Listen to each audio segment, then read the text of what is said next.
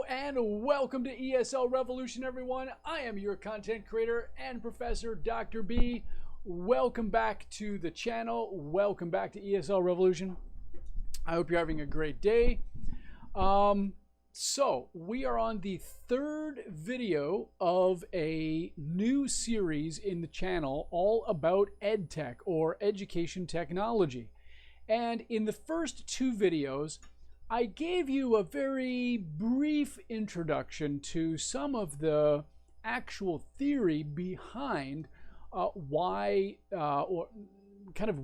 it's used in relation to the teaching itself. So if I'm using a web-based application, how does that fit into educational theory? That educational theory is constructivism or problem-based learning.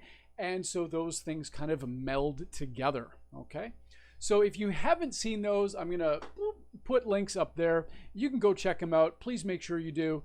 Hit the notification button and the subscribe button. If you are new here, welcome, and stay tuned for new updates as they become available to you. So just a little bit about this channel. This is one aspect of my channel, but it's not the only thing that this channel is for. In fact, as a teacher here in Korea, I use this channel to provide information to my students that I don't necessarily need to cover in class, and it provides just an extra conduit for them to learn a little bit about what's going on, even a little bit about me, because there's some student questions in there that I hope that section will become bigger as time goes on. This particular section of the channel is designed specifically for you out there who are teachers or prospective teachers that are wanting to engage a little bit more in meaningful quality education within the classroom. That's not to say that what you have been doing so far is wrong, but there is just some new things that you can do to help yourself out. So, like I said, in those first two videos, it's a little bit more theory centered. This particular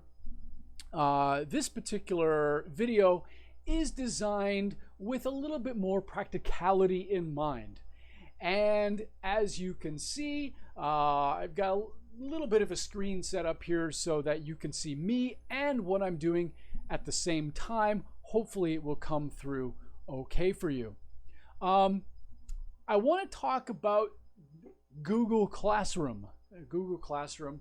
I want to basically answer the question, what is it, how do we use it, and how does it fit in with the EdTech environment that we are dealing with specifically. So those three things is what I'm focused on. So first thing is we need to go into the Google Classroom itself. Now there's lots of different ways of doing that. Even just a quick search, Google Classroom, you'll be able to get there. You will need to have a Gmail account, or if your university or school has provided it, you'll need a G Suite account.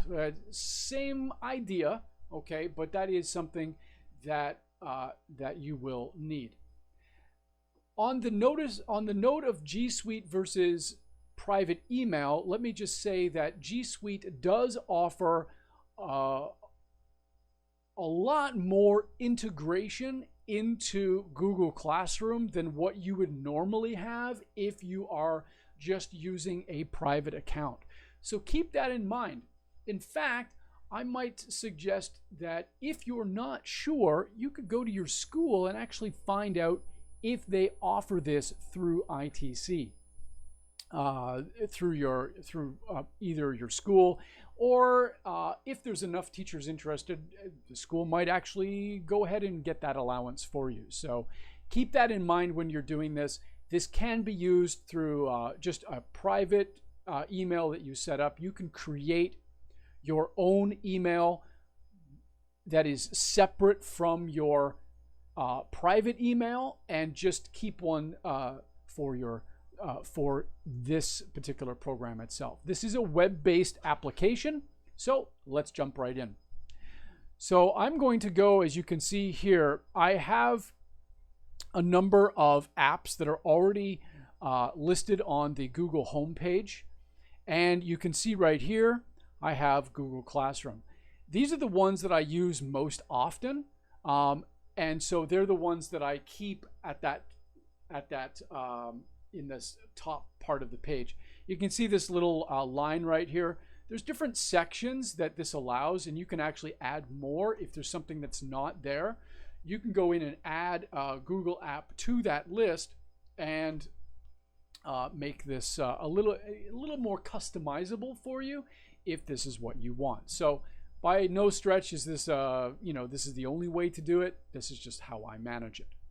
So if I click on the Google Classroom, it's going to take me into the Google Classroom that I used for my term this year. So I'm going to go to this one here because this is kind of like a dummy account that I've set up to allow you to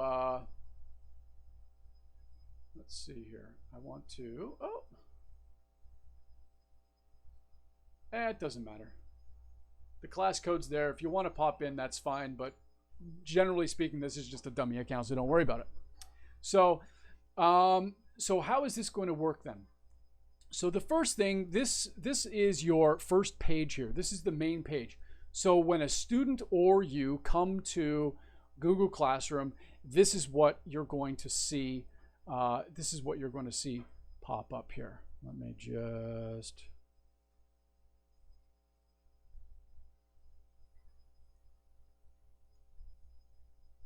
there we go. Yeah, of course you'll be able to go back in there, but it's disabled anyway because this is just a dummy account. No big deal. So so you're gonna have this main page, and this is basically your announcement page. Okay, this is your announcement page. So what you want to do on this page, I want to share something to this particular class. You can see here that these are all the classes that I have, but we're just going to use a dummy account or this dummy page here. It says all students. Of course, there's no students there, but if there were, I would say something like greetings, ladies and gentlemen.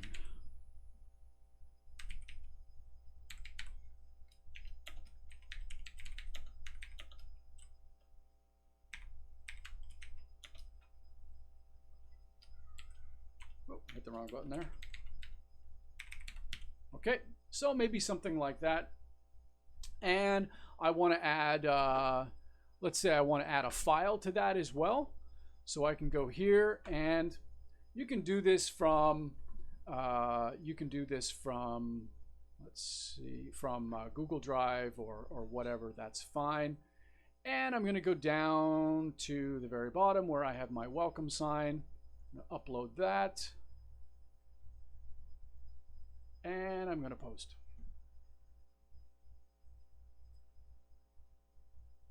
So the students can see my little welcome image, yay!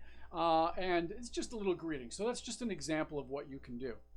Now, what you should also do with this is make sure that what you post in the classwork section does not appear in your announcement section. I'm going to get to that in a minute.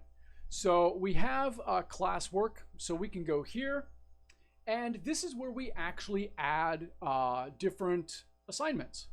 So we can go here and we have assignment, quiz, question, material, or reuse post. That's not going to work in this particular section, but I would highly recommend you looking that up. So let's say I post a question, okay? Let's see.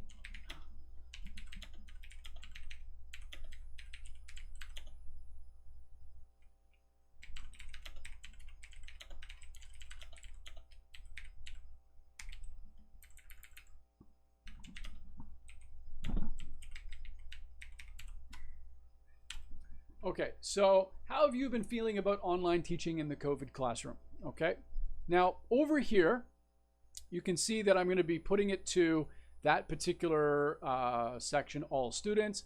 Now this is just a question, so it's not graded. It's just a way for us to get started. And I'm going to give it a due date of 1 day with a time, which I usually do, and that is at 8 p.m. I make sure that all of my work for all of my students comes in at 8 o'clock, by 8 o'clock at night. Now here, you don't want to have this one, students can edit answers. That means that when another student answers, another student can come in and change the answer, and we don't want to do that. But they can reply to each other, okay? So if student A gives an answer, student B really likes that. And let's say student A says something like, oh, I haven't been feeling great these days, I've missed my friends, etc., etc. Student B can say, hey, I was in your classroom last year, it's so good to see you, how are you? I'm feeling the same way. Boom, conversation can get started. Okay, so that's how that might be able to work in regards to somebody just asking a question. So I'm going to ask this question. All right, so I'm going to post it here. Okay, so how have you been feeling? Now, if I go back to stream, you're going to see that that question has not appeared in the stream. All right, it's not appeared in the announcements, and there's a reason why. If you go to the details, it says classwork on stream, hide notifications. So let's say I do show attachments and details. Okay, just as an example here, I'm going to click save. Now, you can see on the stream that the question that I posted in the classwork is now appearing on the stream. That is a really messy way of doing it, and I would advise actually not having the stream having all of the information. Have things separated. It keeps it neater, keeps it tidier, and it makes things just more accessible for the students. The first page should be for your announcements only. So I'm going to come back to classwork on the stream, stream, and I'm going to classwork on the stream, hide notifications. That's what I want. Okay. Now, students can post and comment. This one here, only comment.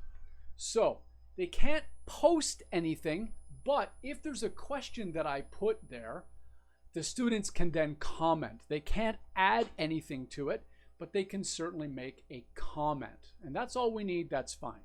Okay, so that's how that particular stream works, and that's some of the settings that you can use to kind of get you started. Now, in the classwork, let's say I want to give an assignment. Okay, so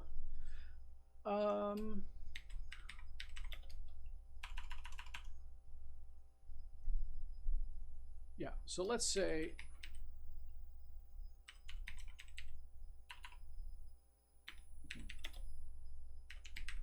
all right, so let's say I'm going to use storyboard that. Don't worry, ladies and gentlemen, I'm actually going to talk about that as another way of another source that you can use for teaching. So it's in there. Now, this is not going to be, this is just going to be a fun exercise. So I'm going to make it ungraded, and they've got a week to actually put this together. So I want to have it there, 8 o'clock as normal. Okay, so there we go. Now, what I want to do here is I want to create a rubric. Now, a topic. So the topic then is, in what section is that assignment going to go to? I'm going to make a homework assignment. All right, so I've made a homework assignment. It's for all students. It's ungraded. And I am going to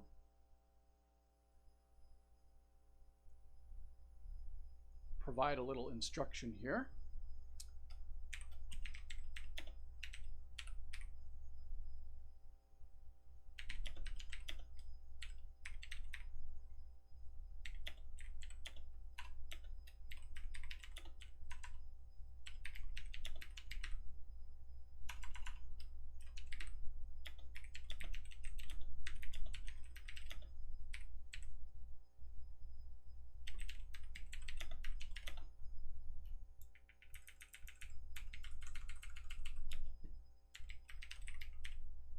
Okay, so let's say I want to do that.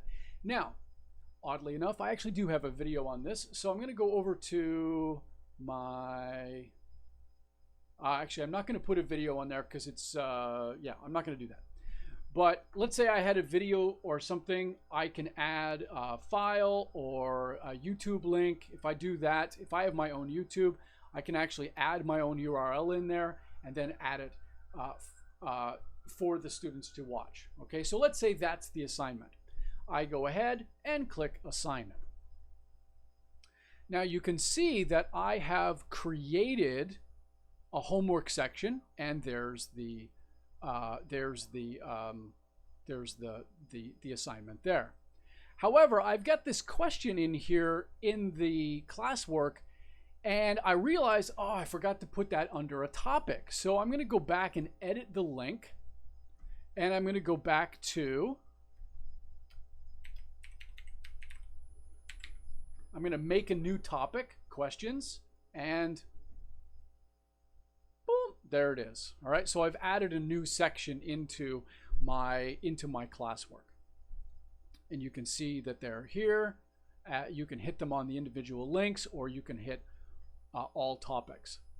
Now, the other thing you can do is this. Is I can reuse a post. Now let's hope this works. There we go.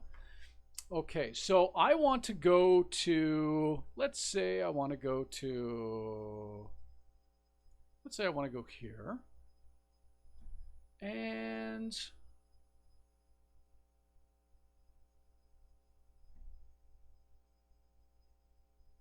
okay, so here's my storyboard that. Okay, so I've done this in another class, and what I want to do is I want to use storyboard again in another type of assignment. So I'm going to click on that, and I'm going to hit the reuse button. And you can see here, there's all my videos, there's the website, it's all in there.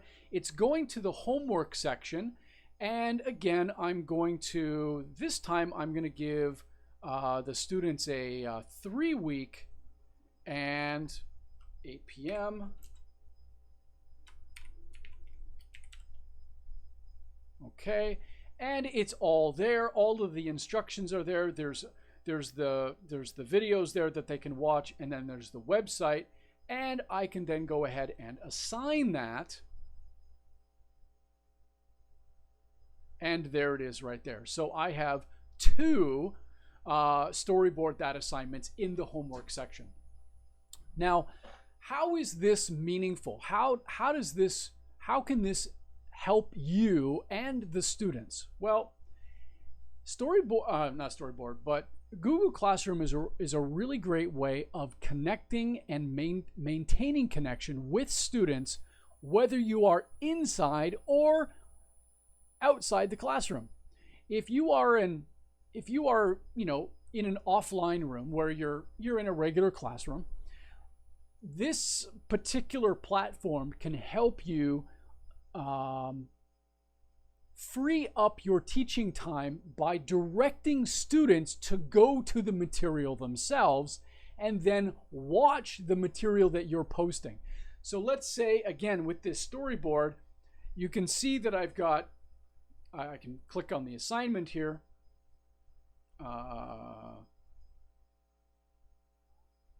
Oh, no, that's not what it's instructions. There we go. So I've got all this here. Oh, that's in the wrong section. Hang on. So I've got all of this stuff here, and what I want to do is, rather than me spending the time to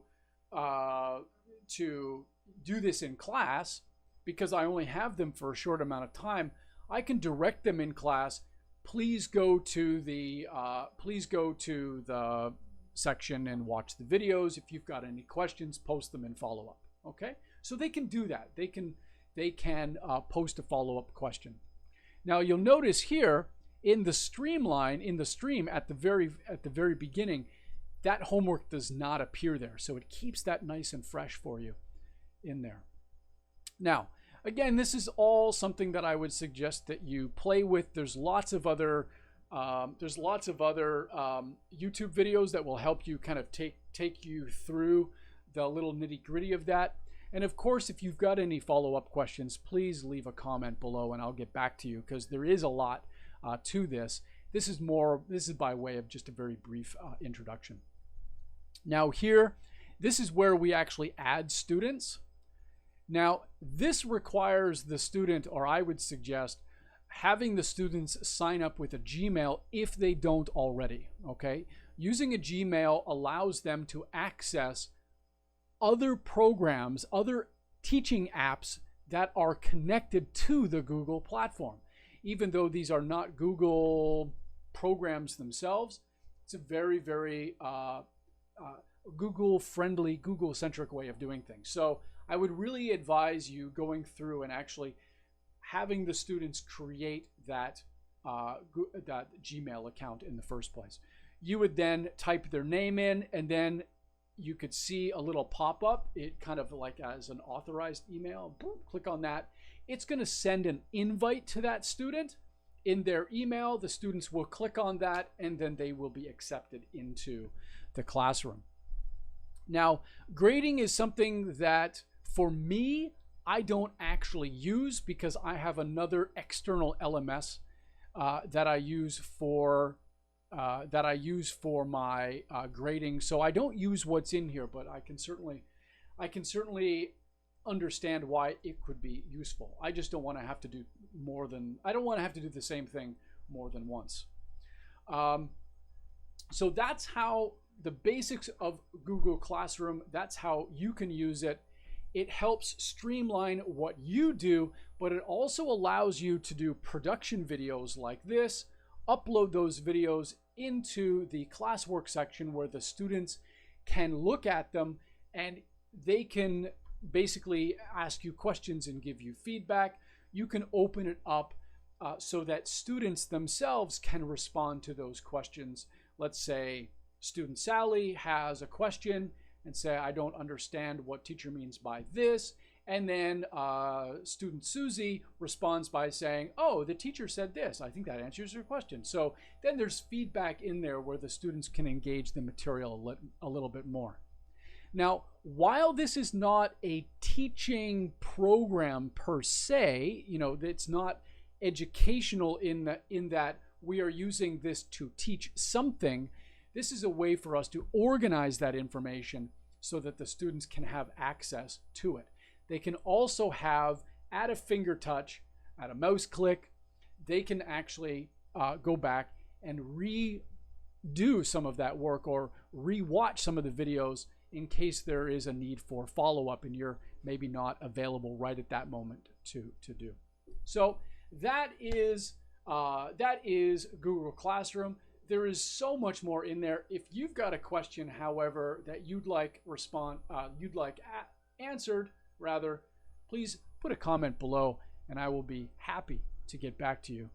Thank you very much for being here, everyone. I appreciate it.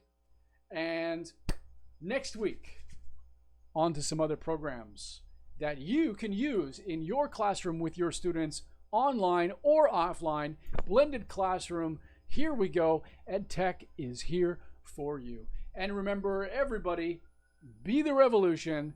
Have a great day. Peace.